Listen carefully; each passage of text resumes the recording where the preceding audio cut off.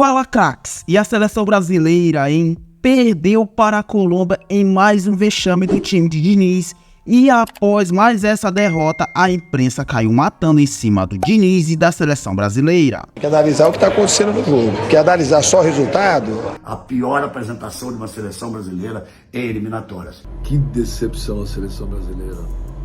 Que futebol feio. Fica aí que vamos te mostrar toda essa repercussão da derrota do Brasil na imprensa brasileira com todos os detalhes. A seleção brasileira perdeu de virada para a Colômbia em mais um vexame do time de Diniz, que perdeu a segunda partida seguida. Após a partida, o Fernando Diniz falou sobre a derrota. Tem que analisar o que está acontecendo no jogo. Quer analisar só o resultado?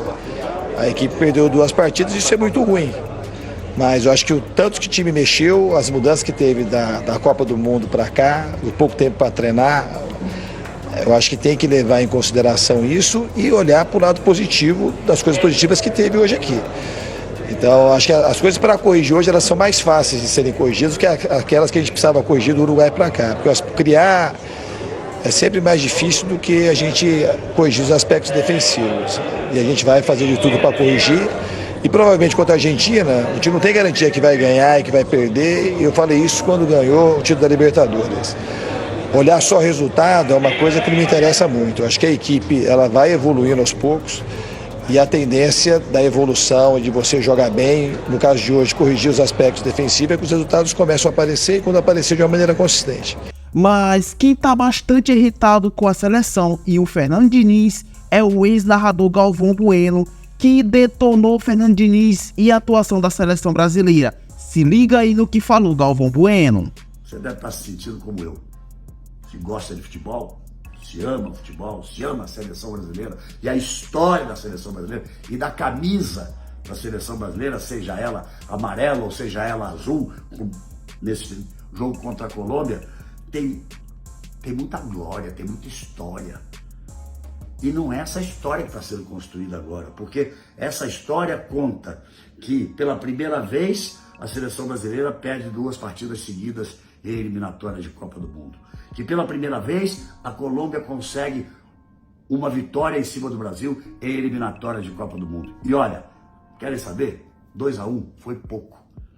Porque o futebol autoral do Diniz, que ele consegue fazer o Fluminense jogar, conquistar a Libertadores, da forma que conquistou, brilhantemente, uma final histórica contra o Boca Juniors, não dá para pegar um trabalho de quase 2 anos em que se treina todo dia e, como disse o André em entrevista à Globo, se treina muito e tem certos momentos em que ele põe 2, 3 jogadores a mais na marcação para treinar aquela saída de bola. Isso é uma coisa no dia a dia de um time de futebol que é o Fluminense.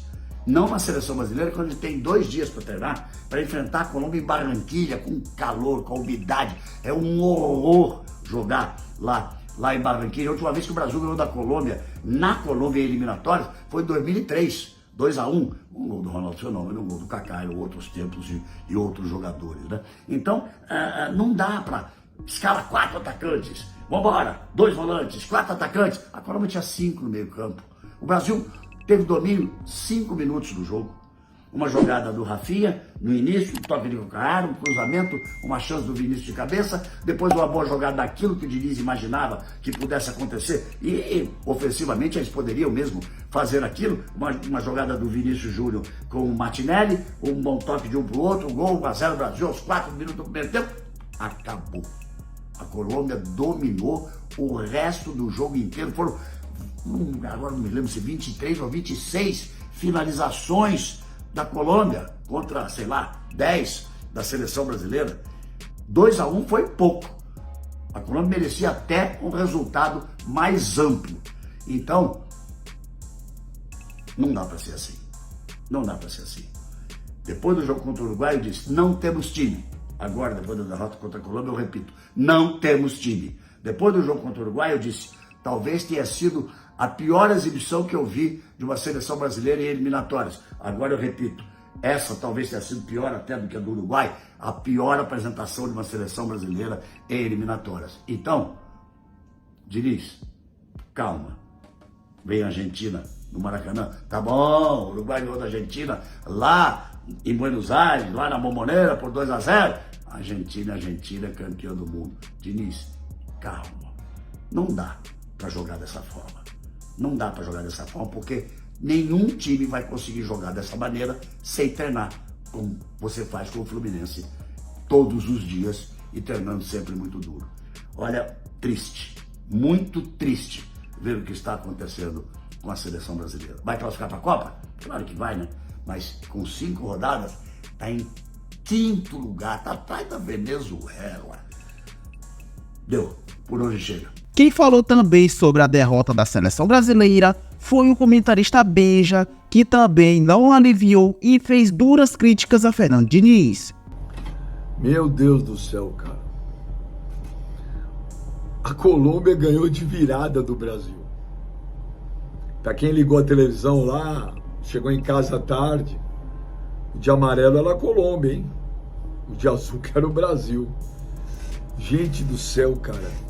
Que futebol horroroso. Ah, Benja, o Vinícius Júnior machucou com 25 minutos e desmontou a seleção. Não desmontou a seleção. Lógico que o Vinícius Júnior faz falta. Mas espera lá. Nós estamos falando de uma seleção brasileira.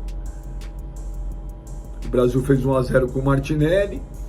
A impressão é que o Brasil ia ganhar o jogo. Mas aí parecia o Corinthians jogando, faz 1-0 e para. E aí no segundo tempo a Colômbia deitou e rolou na seleção brasileira. O que o Luiz Dias jogou de bola é sacanagem. E não é só pelos 2 gols de cabeça que ele fez. É pelo que ele infernizou a defesa do Brasil. Hoje, a seleção brasileira não tem um jogador igual o Luiz Dias. Não tem. Que vai pra cima, que dribla, que desequilibra. Hoje não tem. E já venho falando isso há algum tempo. Hoje, quem vem enfrentar a seleção brasileira não tem mais medo. Antigamente olhava para cara o Ronaldo, olhava para lá o Ronaldinho, olhava para lá o Rivaldo, olhava para lá o Kaká, olhava para a direita o Cafu, para a esquerda o Roberto Carlos. Gente, não tem mais isso. Ah, Benja, a seleção brasileira é uma seleção horrorosa? Não acho. Não acho que é horrorosa, não acho. Ela é uma seleção comum, normal. É uma seleção hoje que, pelo futebol apresentado, não pelo que ela representa, é uma seleção, se você olhar pelo futebol, uma seleção do 2º escalão do futebol mundial. Então eles perderam o medo, cara. Eles perderam total o medo. Eles olham e falam, pô, é de igual para igual, vamos para cima. Acho que o Fernando Diniz também hoje mexeu muito mal lá, tirar o Rodrigo que estava bem. E aí, craques, o que vocês acharam de mais uma derrota da seleção brasileira, dessa vez para a Colômbia, hein?